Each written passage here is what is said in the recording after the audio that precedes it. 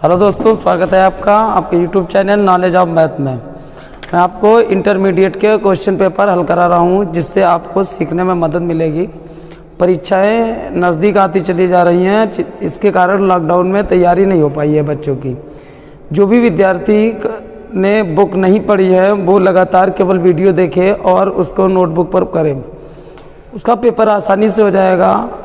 और इस बात का विशेष ध्यान रखें कि केवल आप वीडियो देखें ना, उस वीडियो को देखकर आप उन क्वेश्चनों को नोट भी कर लें यदि आपने नोटबुक सही से नहीं पढ़ पाई है। तो चलिए क्वेश्चन स्टार्ट कर रहे हैं।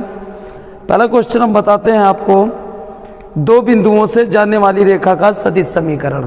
देखिए, एक बिंदु दिया जाएगा, ये आपका दिया गया है, ये बिंदु दिया गया है आपका एक -1 0 2 -1 0 2 और दूसरा बिंदु दिया गया है 3 4 6।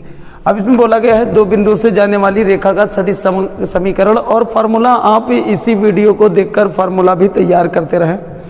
उस तरह के हम क्वेश्चन करा रहे हैं जिस तरह के आपके बोर्ड एग्जाम में आने वाले हैं या कई बार आ चुके हैं, केवल उन्हीं क्वेश्चनों को तैयार करा रहे हैं। दो बिंदुओं से जाने वाली रेखा का सदिश समीकरण। देखिए, ये जो पहला बिंदु है, पहला बिंदु का स्थित सदिश -1 0 2 का स्थित सदिश, स्थिति सदिश। पहले बिंदु का स्थित सदिश को ए वेक्टर से लिखेंगे, तो पहले बिंदु का स्थित सदिश ए वेक्टर हो गया। और जब भैया स्थित सदिश बनाएंगे तो माइनस का 1 i हो जाएगा, 1 i हो जाएगा।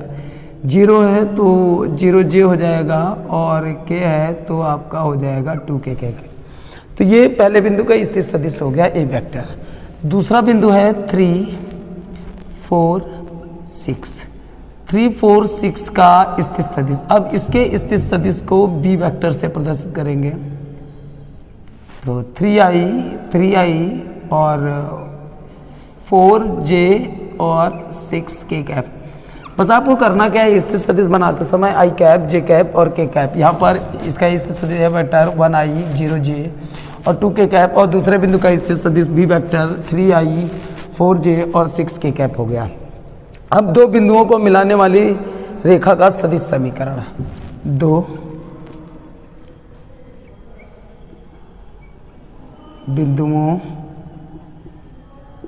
को मिलाने वाली रेखा का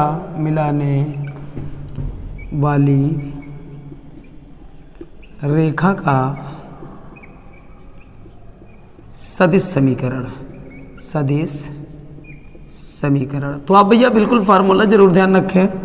होता है आर वेक्टर बराबर ए वेक्टर, अब यहाँ लेमडा एन जो भी लगाना चाहिए, लेमडा बी माइनस ए वेक्टर। ये भैया आपका है दो बिंदु से जाने वाली रेखा का सदिश समीकरण। तो आपको करना क्या है, आर वेक्टर नोट किया, अब ए वेक्टर का मान नोट करिए। ए वेक्टर है माइनस का 1i 0j और प्लस का कितना है 2k कैप। ये भैया आपका ए वेक्टर का मान आ गया। ये देखिए, ये ए वेक्टर का मान माइनस का 1i 0j और 2k कैप प्लस लेमडा लिखा। अब आपको क्या करना है, यहाँ ब्रैकेट बनाना है और बी वेक्टर से ए वेक्टर आपको घटाना है। तो बी वेक्टर को पहले ब्रैकेट में लिख लें, 3i 4j प्लस का 6k कैप माइनस। अब ए वेक्टर को नोट कर लें, ए वेक्टर का है माइनस का i 0j और आपका है 2k कैप। बी वेक्टर का मान भी नोट कर लें। अब देखिए, तो आर वेक्टर बराबर आपका आ जाएगा माइनस का 1i 0j और प्लस का 2k कैप। अब यहाँ पर आप चूँकि लेमडा अचर पद है, यहाँ लेमडा के स्थान पर एन टी या कुछ भी लगा सकते हैं। अब देखिए 3i 4j प्लस का 6k कैप। अब इस माइनस की गुणा कराएंगे, माइनस की गुणा प्लस, माइनस की गुणा प्लस हो जाएगी, प्लस का 1i और ये आपका माइनस का 0j बचेगा और माइनस का 2k कैप। अब देखिए कितना बचता है, ये भैया आर वेक्टर बराबर बचेगा माइनस का 1i।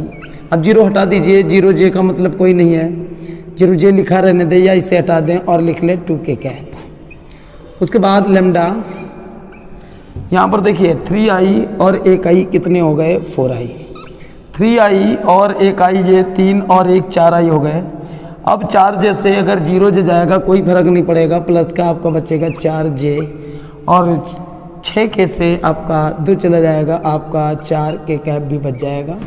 तो आपका ये हो गया 2 बिंदु से जाने वाली रेखा का सदिश समीकरण।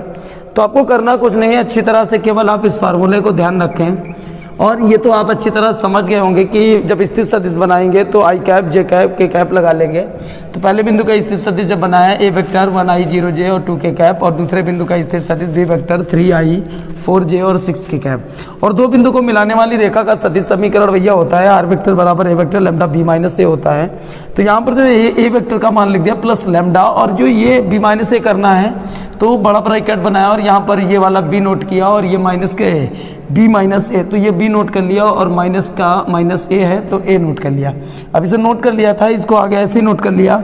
अब ये नोट किया minus minus plus minus 0j और माइनस माइनस प्लस, यहाँ पर देखिए ये माइनस माइनस प्लस हुआ, प्लस माइनस की गुणा माइनस और माइनस प्लस की गुणा माइनस। अब इसका अंतर कर लिया और ये आपका हो गया 2 बिंदु से जाने वाली रेखा का सदिश समीकरण। तो आपको इसमें दूसरा भी समीकरण आपको करना सिखा रहे हैं। 2 बिंदु से जाने वाली रेखा का कार्तीय समीकरण भी होता है, लेकिन बस उसका आप फार्मूला सीख ले, और ये पॉइंट ध्यान रखें कि ये आपका x1 y1 और ये z1 कहलाएगा, और ये आपका पॉइंट x2 y2 और z2 कहलाएगा। तो 2 बिंदु से जाने वाली रेखा का कार्तीय समीकरण देखिए, 2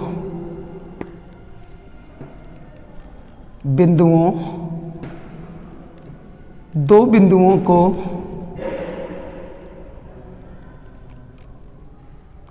मिलाने वाली रेखा का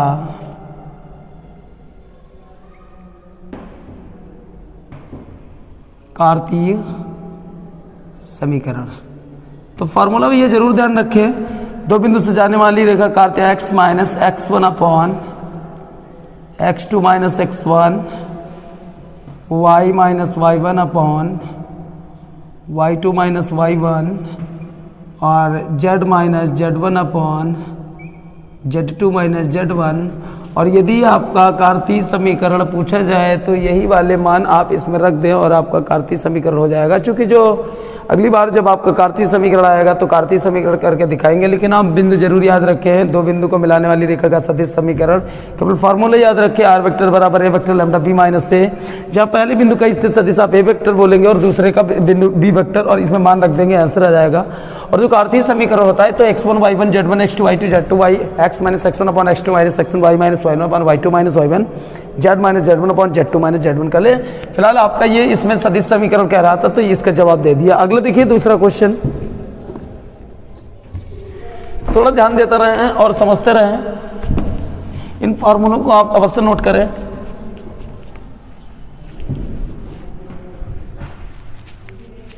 अगला देखिए,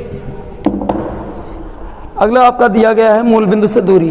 मूल बिंदु से दूरी आप याद रखें, यदि किसी समतल को Lx plus y m y plus n z बराबर डी के रूप में लिख दिया जाए, और जो आपका डी रहेगा वो धनात्मक Lx plus m y plus n z बराबर डी के रूप में लिख दिया जाए, तो मूल बिंदु से दूरी डी होती है, और समतल के अभिलंब की दिक् कोसाइन LMN होती हैं, और मूल बिंदु से समतल पर डाले गए लंब के पात के निशान LD MD और ND होते हैं। तो देखिए पहले, यदि किसी समतल को,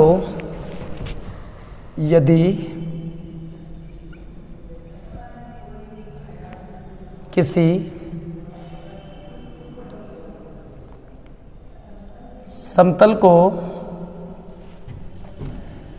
Lx plus My plus NZ बराबर D के रूप में लिखा जाए,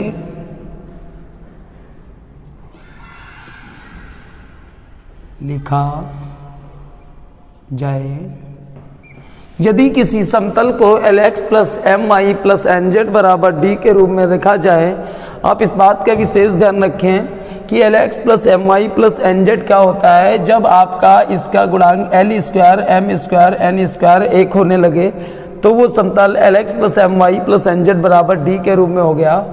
तो इसमें पहला होता है समतल के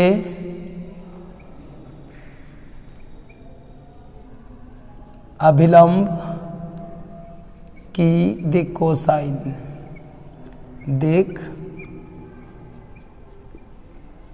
कोसाइन, तब समतल के अभिलंब की दिक् कोसाइन आपकी आएगी LMN।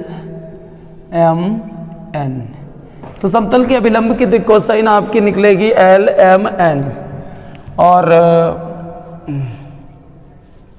मूल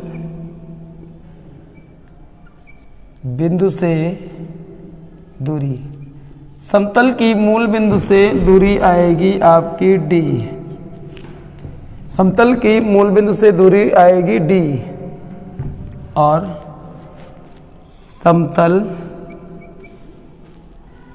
के अभिलंब के पाद के निर्देशांक, समतल के अभिलंब के पाद के निर्देशांक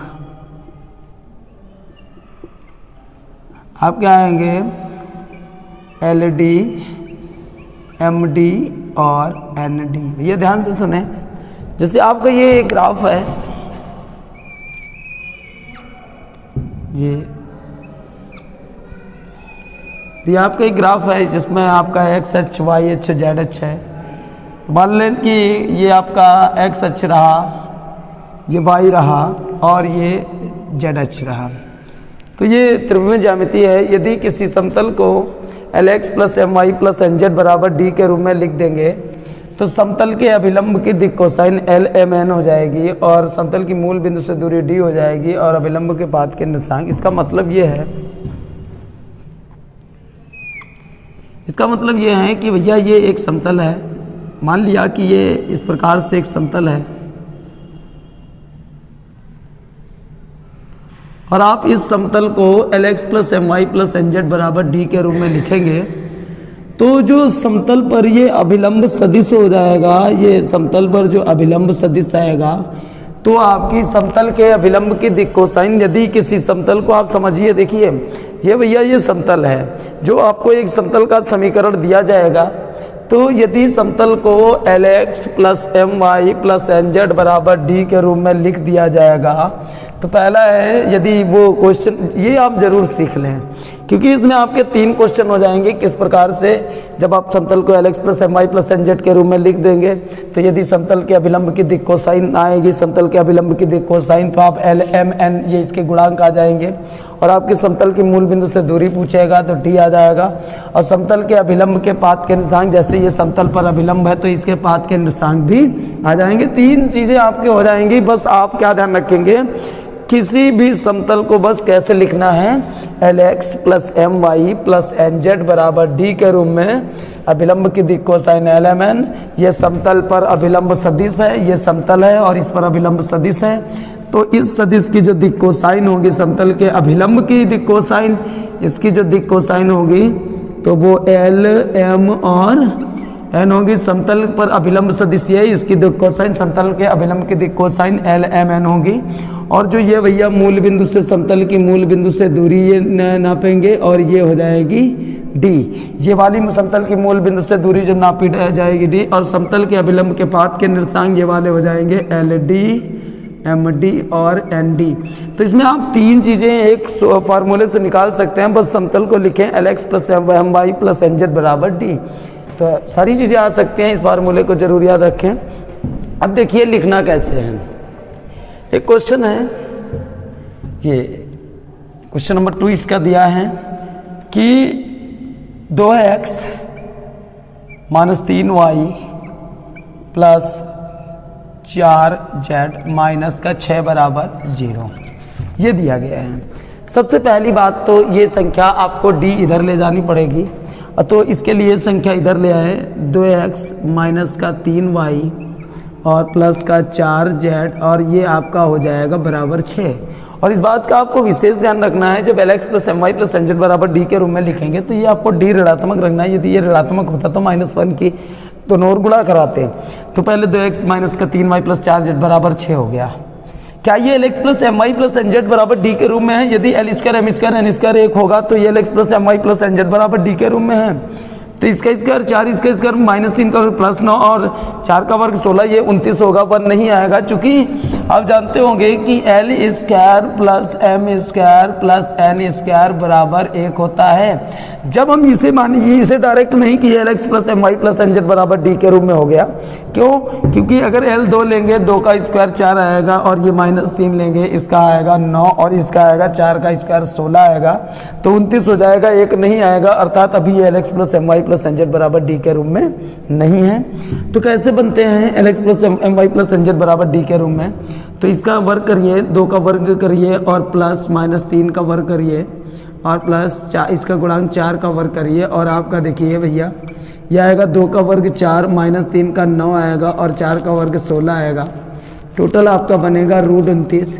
√29 से भाग करने पर दोनों ओर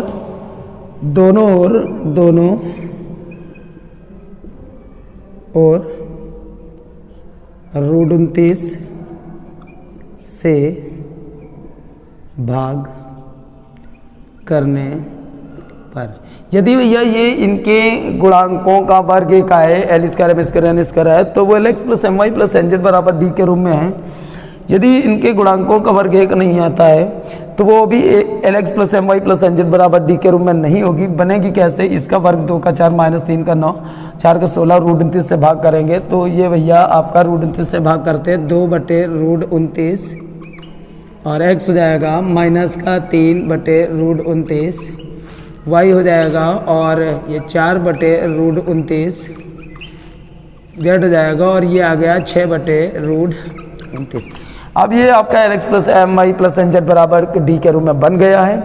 यदि आपके समतल के अभिलंब की दिक् कोसाइन पूछेगा तो L ये है, M ये है और N ये है, तो इसके अब तुलना करेंगे। LX plus MY plus NZ बराबर D से तुलना करने पर से LX plus MY plus NZ बराबर D से तुलना करने पर ये x के पास ये भैया x से x खत्म हो जाएगा, L बराबर बचेगा आपका 2/√29, 2/√29 बचेगा आपका, ये L बराबर x से x खत्म, L बराबर 2/√29 बचा, और y से y कैंसिल, तो m बराबर बचेगा, m बराबर -3/√29 और n बराबर आपको बचेगा, z के पास है 4/√29। अब आपको जो भी क्वेश्चन का आंसर देना है वो आप दे सकते हैं। यदि आप समतल के अभिलंब की दिक् कोसाइन पूछी गई तो ये क्या है? LMN, समतल के अभिलंब सदिश की दिक् कोसाइन। जब LX plus MY plus NZ के रूप में लिखेंगे समतल के अभिलंब सदिश, ये अभिलंब सदिश है, इसकी दिक् कोसाइन LMN होगी। आपकी L आ गई 2√29, M -3√29 और N 4√29, तो ये भैया अभिलंब सदिश की दिक् कोसाइन होगी।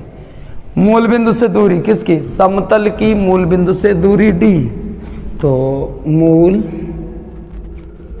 बिंदु से दूरी भैया आपकी आई है D, और यहाँ पर अब जो तुलना करेंगे तो LX plus MY plus NZ बराबर D से तुलना की है, LMN है और D बराबर 6/√29, तो यहाँ पर आ जाएगा 6/√29 और दूरी को लिखेंगे 6/√29, 6/√29 और इसके आगे दूरी के आगे मात्रक अवश्य लिखें, क्योंकि अगर मीटर सेंटीमीटर जिसमें होगी उसी में आंसर आएगा। मूल बिंदु से दूरी 6√29। अगर आपका समतल के अभिलंब सदिश, ये जो समतल के अभिलंब सदिश है, इसके अभिलंब के पाद के निशांक पूछता, समतल के अभिलंब के पाद के निशांक तो LD, MD और ND होता, तो आप इसकी गुणा कर देंगे LD, MD और ND। तो समतल के अभिलंब के पाद के ना देखिए, समतल के अभिलंब, समतल पर अभिलंब है या समतल पर अभिलंब सदिश है, जो समतल के अभिलंब के पाद के निर्देशांक, समतल के अभिलंब के पाद के निर्देशांक कितने होंगे? एल डी, एम डी और एन डी। तो यहाँ पर देख लीजिए एल डी, एम डी और एन डी। तो यहाँ पर आपका आया है एल का मान कितना आया है? 2/√29 है। डी का मान 6/√29 है। L d, l 2/√29, d 6/√29, m d, m है माइनस का 3/√29 और डी का मान है 6/√29 कामा एन डी, एन का मान है आपका 4/√29, डी का मान है 6/√29। अब देखिए ये भैया 6 दूनी 12 हो गया और ये 2 बार में 29 बाहर और ये माइनस का 18 हो गया और इसमें 29 बाहर आ जाएगा और 24 हो गया और ये 29 बाहर आ जाएगा। तो अभिलंब के पाद के इस फार्मूले को आप भी जरूर भैया जरूर ध्यान रखें। इसी तरह के क्वेश्चन आपके आएंगे। इन फार्मूलों को यहाँ से यहाँ तक आप बिल्कुल अच्छी तरह से ध्यान रखें कि किसी समतल को जब कैसे LX + MY + NZ बराबर डी के रूप में लिखते हैं और उससे 3 चीज़ें आसानी से प्राप्त कर सकते हैं। तो इस फार्मूले को आप बिल्कुल बढ़िया तरह से नोट कर लें। अगला देखिए, कुछ भी आंसर पूछता है तो आप सारे जवाब दे सकते हैं, काफ़ी आसानी से दे सकते हैं। अगला देखिए,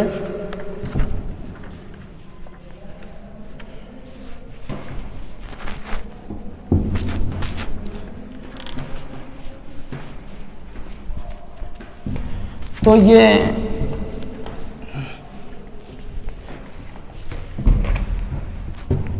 देखिए अगला क्वेश्चन, सिद्ध कीजिए। क्वेश्चन यहां पर लिख देते हैं भैया। अगला, सिद्ध कीजिए यदि,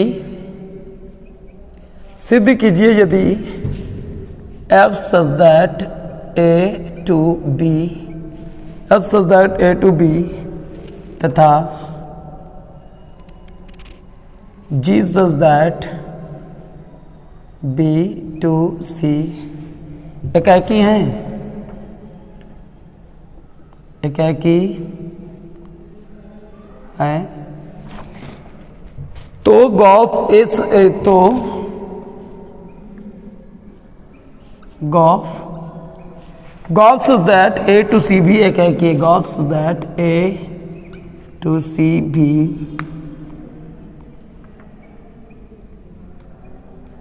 एकाकी है।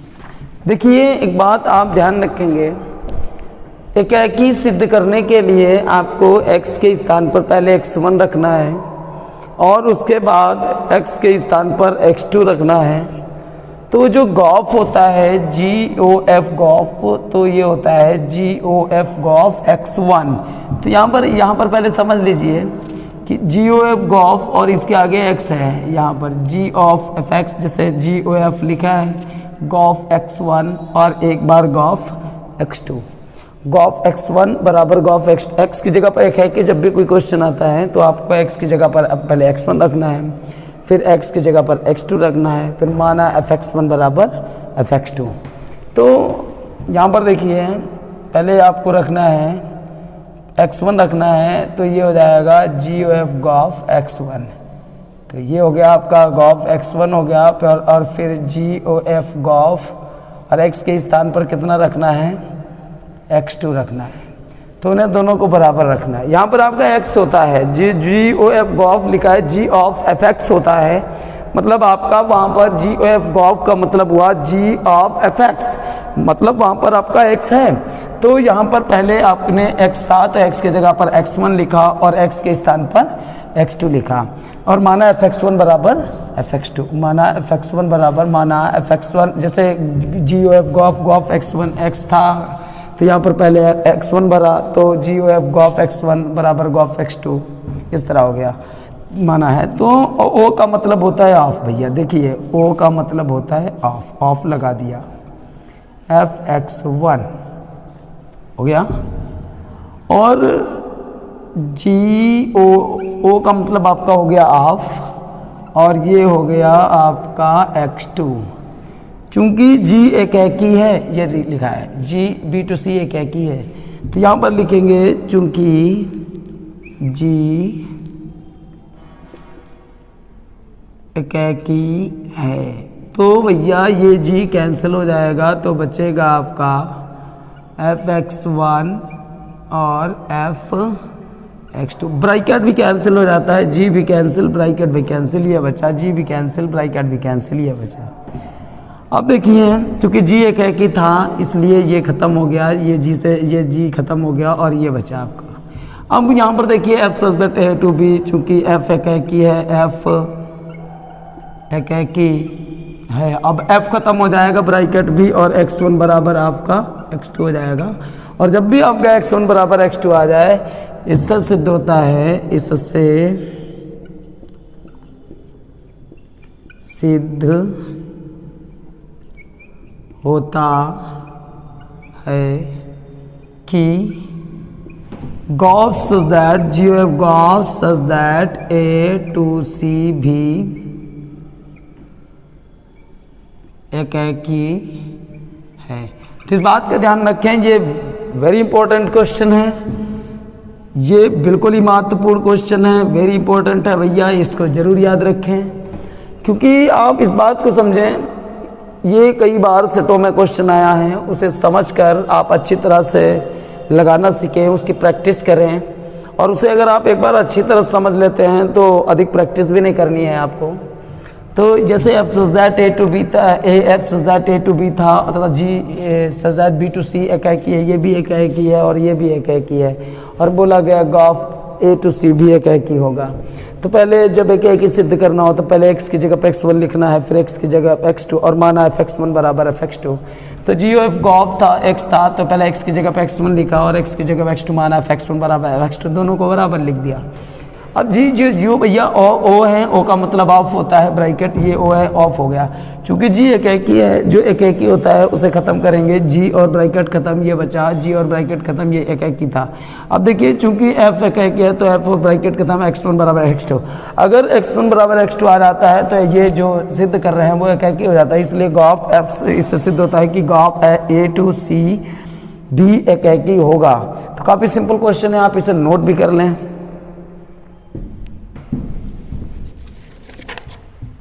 अगला देखिए,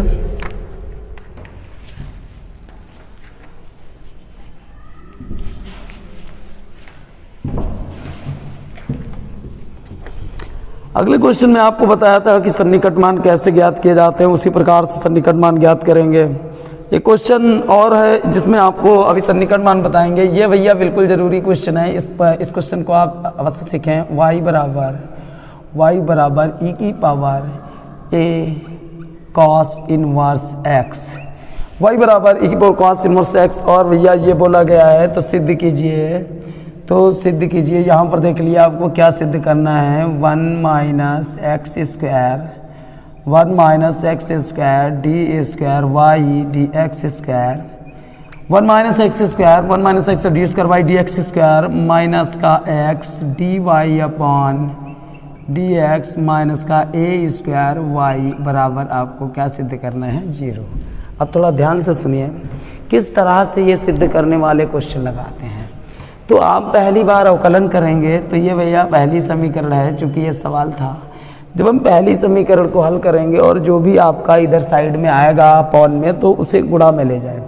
गुणा में यदि जैसे आपने इसका अवकलन किया, उसके बाद जो बटे में संख्या है उसे आप जब भी सिद्ध करने कोई क्वेश्चन आए तो उसे बटे वाली गुणा में ले जाई जाती है। तो चलिए पहले हम डी अपॉन डी एक्स लगाते हैं, डी अपॉन डी एक्स, यहाँ पर भी d upon d x, e की power a cos inverse x, इतना हुआ ना। तो ये भैया देखिए d y upon d x. अवकलन में जब किसी को x बोला जाता है तो उसका दोबारा अवकलन किया जाता है। आपने सतत पढ़ा होगा अवकलन, तो देखिए ये आपका देखिए e की पावर x का e की पावर x होता है अवकलन, ये आपका हो गया e की पावर x का e की पावर x। अब इसको x का है, इसमें अचर पद है a, आगे लिख लिए, और cos inverse sine inverse x का 1 upon root 1 minus x square, लेकिन कॉस में माइनस होता है, minus 1 upon root 1 minus x square. ये भैया कॉस इनवर्स एक्स का अवकलन हो गया। अब पहले e की पावर x का e की पावर x का, अब इसको जब x बोला था e की पावर x का e की पावर x, तो इसका आपको फिर से करना है, ए अचर पद आगे लिख लो और कॉस इनवर्स x का minus 1 upon root 1 minus x square. अब हमने आपको बता के रखा है कि ये जो बटे वाली संख्या आएगी आपको इधर गुणा में लाना है। तो ये बटे वाली अगर यहाँ पर आपकी गुणा में आ जाएगी तो आपका इधर हो जाएगा 1 माइनस एक्स स्क्वायर। ये आपका 1 माइनस एक्स स्क्वायर गुणा में आ गया और d y upon d x बच गया। और जब ये गुणा में आ गया 1 माइनस एक्स स्क्वायर और ये आपका d y upon d x ये वाला है, और ये इधर बचा माइनस का a बच गया और e की power a cos inverse x, और ये भैया एक बार आपका अवकलन हो गया। आपको केवल छोटी सी ये बात जरूर ध्यान रखनी है कि कोई भी क्वेश्चन तब आसानी से तुरंत सिद्ध होगा जब आप अवकलन करते समय ये जो अपॉन संख्या आएगी वो उधर ले जाएंगे, तब आपका इस प्रकार का बनता ही चला जाएगा। तो देखिए 2 बार अवकलन करना है क्योंकि वहाँ पर d square y d x square था। तो पहले वाई बराबर क्वेश्चन था वाई बराबर ई की power a cos inverse x, उसके बाद डी अपॉन डी एक्स। देखिए ई की पावर एक्स का ई की पावर एक्स, अब इसका फिर से ए आगे कॉस इनवर्स का minus 1 upon root 1 minus x square. तब ये भैया 1 माइनस एक्स स्क्वायर रूट वाले यहाँ गुणा में आएगा और d y upon d x बचेगा और माइनस ए और ई की power a cos inverse x. अब आपको दोबारा अवकलन करना है। तो पहली बार एक्स के सापेक्ष अवकलन कर दिया, आप यहाँ पर लिख सकते हैं कि एक्स के सापेक्ष अवकलन करने पर, तो दोबारा भी x के सापेक्ष अवकलन करेंगे और पुनः करेंगे। देखिए ये प्रथम फलन है और ये द्वितीय फलन है। अवकलन जो प्रथम फलन द्वितीय फलन होता है वो होता है प्रथम फलन d अपॉन डी एक्स द्वितीय फलन प्लस द्वितीय फलन d अपॉन डी एक्स प्रथम फलन, ये प्रथम फलन है।